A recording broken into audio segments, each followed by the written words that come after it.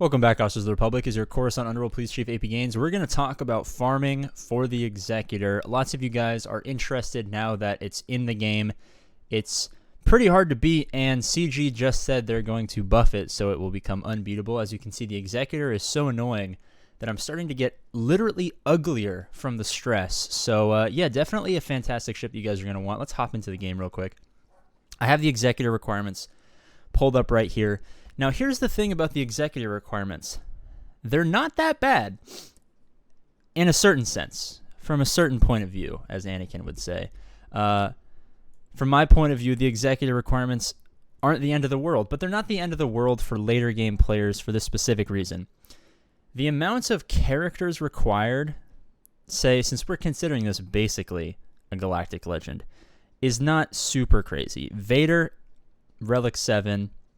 is steep. The relics we're going to talk about just a little bit later. We're going to talk about character farming in the beginning, because for someone like Lord Vader, like having 4 of the Bad Batch, at relics requires having 4 of the Bad Batch. And they're kind of hard to, I don't know if you guys have tried to farm those characters recently. They're kind of hard to get because they just came to the game. So in terms of characters, the characters required are not the hardest characters in the game to get. What sucks is that a lot of them are bad. So Vader, you'll have. Piet is going to be accelerated rate pretty much any day now. The bounty hunters are characters like Boba Fett, Dengar, IG-88 Boss that you should have if you've been playing in a substantial amount of time. So they're not the end of the world. And if we go down to the ships, the TIE Fighter pilot, last character, I mean, he'll be at 7 stars. You get him passively from just playing the game, basically. They love to give you Imperial TIE Fighter pilot shards. But TIE Advanced is not the end of the world. Kind of hard to get if you don't farm them manually, if you have to just wait in the fleet store. So maybe if you've been playing for a couple of months as a character that might be a little bit out of reach. Imperial TIE Bomber is going to be the big sticking point. I think at the end, do you actually need him at 7 stars? I believe you do. Yes, you need all of the ships at 7 stars. So disregard the upgrade to so many stars that you just need them all 7 stars. So the TIE Bomber is going to be kind of a sticking point. Houndstooth is not the end of the world. Slave 1, of course, is not crazy. The TIE Fighter itself is not the end of the world. IG-2000 is not the end of the world. So here's where the requirements are not necessarily all that favorable for you. And then we're going to talk about how you should go about unlocking this ship.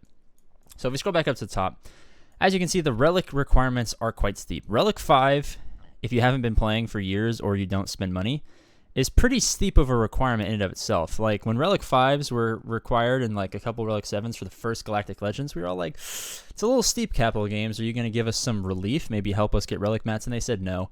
And now that Relic 8s are required for Kenobi, they said, oh, can we get some relief? Maybe to like Relic 5? And they said no. And then they announced Lord Vader, and he's going to need some Relic 8s. And we're like, ooh, Capital Games, can we get some relief? And then they said no. And then Executor is like, hey, but I have Relic 8 requirements too. Can we get some relief? And they said no. So here's the thing. This is how I would go about unlocking Executor if maybe you've been playing. Let's say you're level 85, you got your core teams and stuff like that, or maybe when you're a brand new player and you want to get as fast as possible. These are all characters that you'll have at 7 stars, basically just from playing the game. What you will have to work on is getting like your TIE Bomber up to 7 stars, and then all of the bounty hunter ships up to 7 stars. It'll be nice. You'll have a nice 7-star Millennium Falcon. The Razor Crest is going to be annoying. I believe you need it at 7 stars here. I think they're all at 7 stars. Yes, so the Razor Crest is going to be a big sticking point. So this is not going to be exactly a ship that you're going to want to rush, because the Razor Crest, I mean, the Galactic Chase is over. I think they're phasing it out of Conquest if, we ever get Conquest ever again. Guys, do you remember the last time we had a Conquest? I don't remember the last time we had a Conquest. Maybe we'll have a Conquest sometime soon. That would be lovely, Capital Games. Yeah. So Razor Crest theoretically should still be accessible in Conquest, but they might be phasing it out. That might have been what the Galactic Chase was all about. But it's gonna be a tough ship to get up to 7 stars. So it's kind of gonna be like the Wat Tambor or even the Relic 8s. It's gonna be kind of like the anti-rush part of this.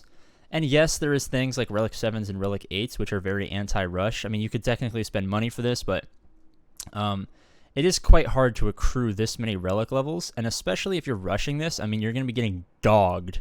This is kind of why I don't like Galactic Legend rushes, is because if these are the characters you're putting your high-end resources into, you're going to be getting absolutely mollywopped in Grand Arena. So if you're going to go for Executor, here is the safe secure, mommy won't be mad at you for using all of the money with the 3 wacky digits on the back of her credit card route that you should take.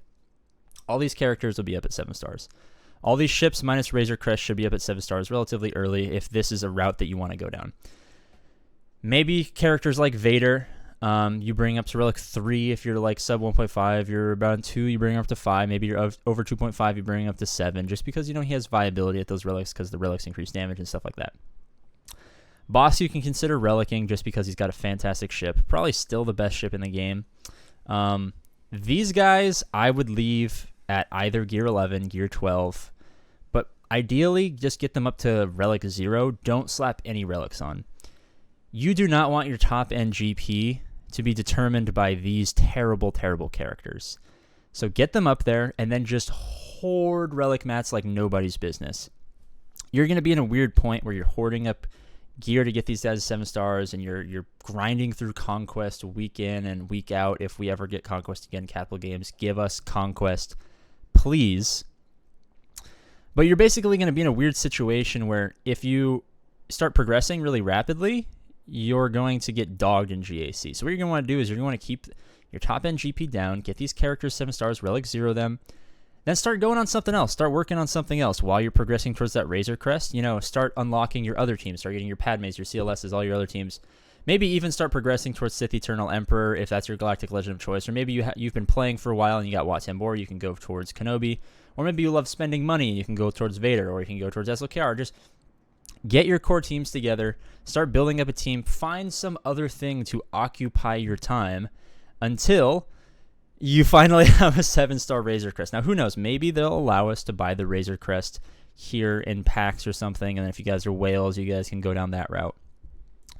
But absolutely, positively, stupendously, other words that don't really go with the point I'm trying to make. Do not say like, oh my god, I have Dengar at 7 stars. Maybe I should just instantly bump him up to Relic 5. Please, please, please trust me when I tell you these guys are all terrible except for Vader. Even Piet, like, you don't even need to like really relic.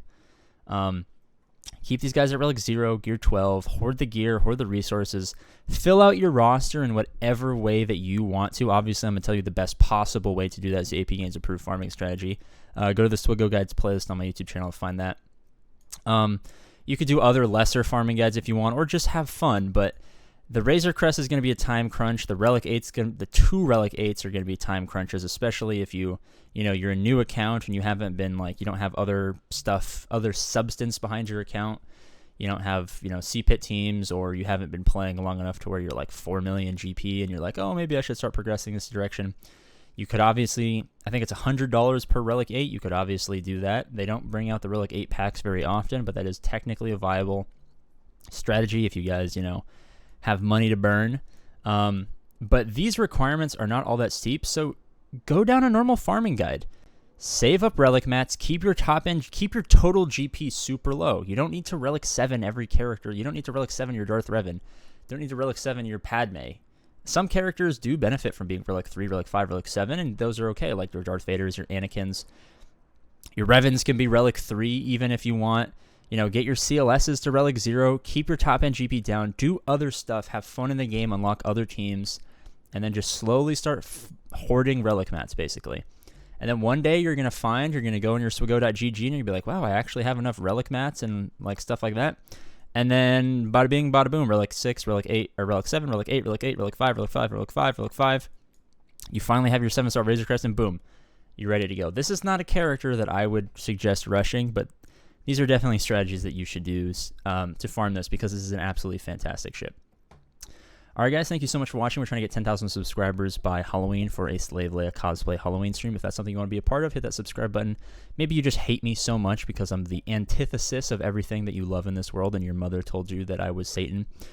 Subscribe so you can get updated when I post videos, and then you can tell me how awful I am. But as always, I love you guys, and I'll see you later.